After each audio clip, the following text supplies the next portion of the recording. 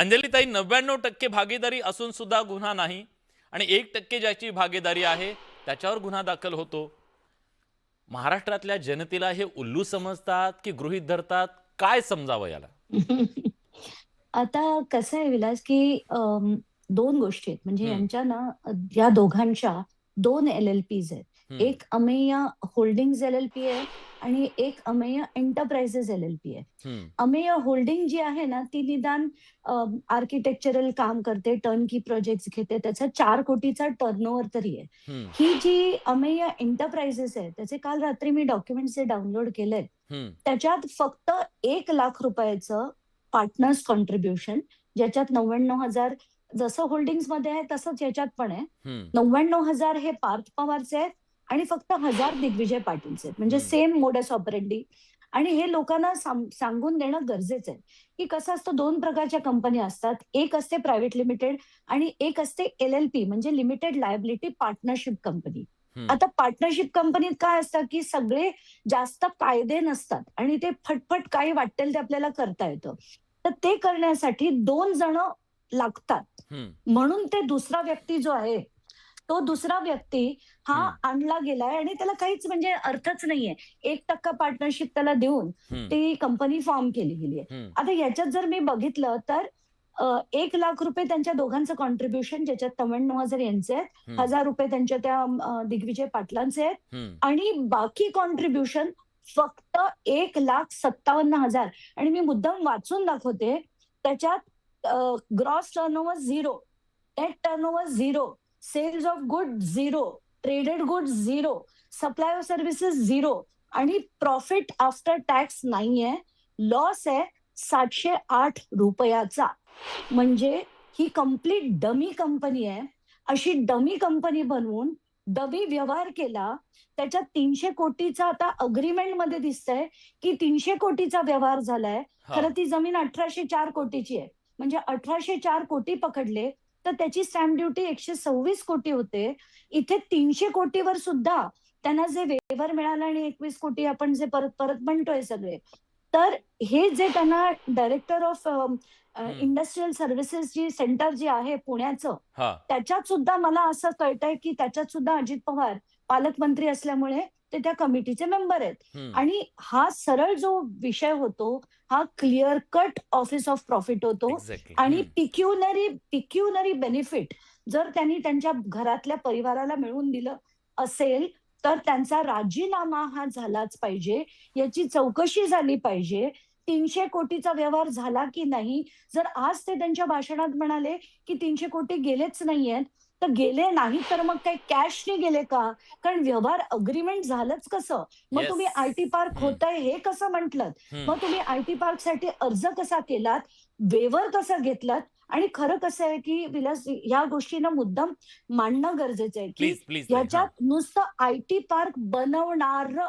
असं रेझोल्यूशन करून हे जे त्यांना दिलं गेलंय वेव्हर, हे मुळात चुकीचं आहे.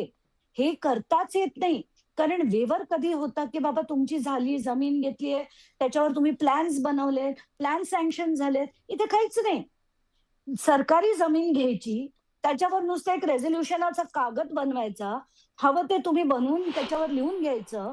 त्या दिग्विजय पाटलाला पाठवून द्यायचं आणि तुम्हाला तेवढी 21 कोटी जे सो कॉल्ड 300 वरचं म्हणजे खरं तर 126 म्हणायला पाहिजे, हां. तेवढं तुम्हाला वेव्हर मिळतं.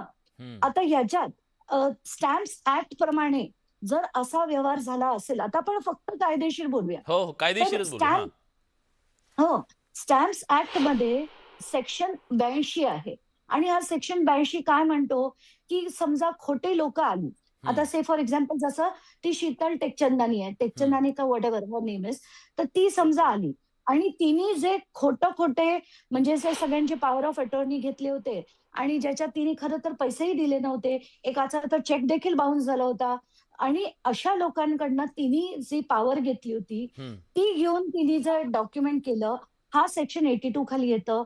त्यानंतर सेक्शन 82 असं म्हणतं म्हणजे खोटं रिप्रेझेंटेशन करणं, हा गुन्हा आहे. हं. खोटे डॉक्युमेंट देणं म्हणजे जसा बंद सातबारा आहे, हां. तो पण एक गुन्हा आहे आणि फ्रॉड करणं हं. हा देखील गुन्हा आहे आणि 7 वर्षाची त्याला शिक्षा होते आणि सुप्रीम कोर्टाच्या म्हणण्याप्रमाणे जर 2 वर्षाच्या वरील शिक्षा होत असेल तर तिथे अटक झाली पाहिजे. पण हे पण कधी होतं आत्ताच्या ताई? घटनेला गुन्हा दाखल झाल्यावर होत असेल ना? गुन्हा दाखल झाल्यानंतर तो हो. होतच नाही तर ते आता काय दुसरा करायचं त्याला? हो ना, हो ना. तर त्याचा हां. दुसरा महत्वाचा मुद्दा, हं, की त्याच्यात काय होतं एक्झॅक्टली, की जो विकणारा आणि जो घेणारा, हं. आता घेणारं कोण आहे इथे? दिग्विजय पाटील नाहीये. Digvijay Patil is representing a company, a partnership firm, ज्याचं नाव अमेडिया एंटरप्राइजेस आहे असं त्या इंडेक्स 2 मध्ये लिहिलेलं आहे, त्या हां. अग्रीमेंटमध्ये लिहिलेलं आहे. तर ती एफ-आय-आर जे आहे, ते अमेडिया एंटरप्राइजेसवर व्हायला हवं होतं आणि ज्याचे 99% पार्टनर हे पार्थ पवार आहेत.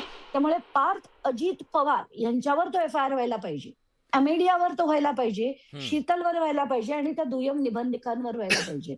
पण होतंय काय? हां. आपल्याला तर माहितीच आहे राजकारणात तुम्ही कितीही मोठे स्कॅम करा, कितीही मोठे आणि जाऊन कुठचे जे असेल त्या सरकारमध्ये जाऊन बसायचं आणि उपमुख्यमंत्री व्हायचं, की झालं तुमचा स्कॅम माफ. पण मग तुम्ही आता काय सिंचन आता घोटाळा कुठे करा. जायचं? तुम्ही सिंचन घोटाळा करा 72,000 कोटीचा. त्यांच्यासाठी तर अजित पवारांसाठी ही चिल्लर गोष्ट आहे. म्हणजे 300 कोटी इज नथिंग. ज्यांनी 72,000 कोटीचा स्कॅम पचवलाय, त्यांच्यासाठी 300 कोटी इज चिल्लर मी तर म्हणेन. पण ती 300 नसून 1804 आहे. कोरेगाव पार्कमध्ये 40 एकर जमीन इज नॉट 300 कोटीची. काय म्हणजे कोणीही म्हटलं तरी ते शक्य नाही. पण म्हणून माझी मागणी अशी होती, की आधीचे आणि हां. नंतरचे व्यवहार जे झालेले असतील, त्याचे डॉक्युमेंट्स आपण मागितले पाहिजेत आणि इथे ही जी समिती बनेल ना, हां. त्याच्यात विजय कुंभार सारख्या लोकांना घेतलं गेलं पाहिजे, की त्याचं मॉनिटरिंग झालं पाहिजे. डे टू डे मॉनिटरिंग जनतेचा प्रतिनिधी त्याच्यात असला पाहिजे आणि हां. म्हणून त्याच्यात खरं कारण तुम्हाला माहिती असंच रामराज्य जोटिंग आहे का कमिटी ताई? एक स्थापन झाली होती. नाही, नाही, नाही. झोटिंग कमिटी झाली होती आठवतंय? हां, हां, हां. तेव्हा खडसेंच्या वेळेस आजपर्यंत त्याचा अहवाल कधी कोणी बघितलाय? तेव्हा पण उच्चस्तरीय चौकशी झाली होती. झोटिंग समितीचा अहवाल येईल म्हणून सांगितलं. अहवाल सरकारकडे सबमिट झाला. आज तागायत आपण तो कोणी बघितलेला नाही. याचा अर्थ या समित्या तुमच्या माझ्यासाठी असतात. 4 दिवस आपण त्याची बडबड करतो. 5व्या दिवशी विसरून जातो.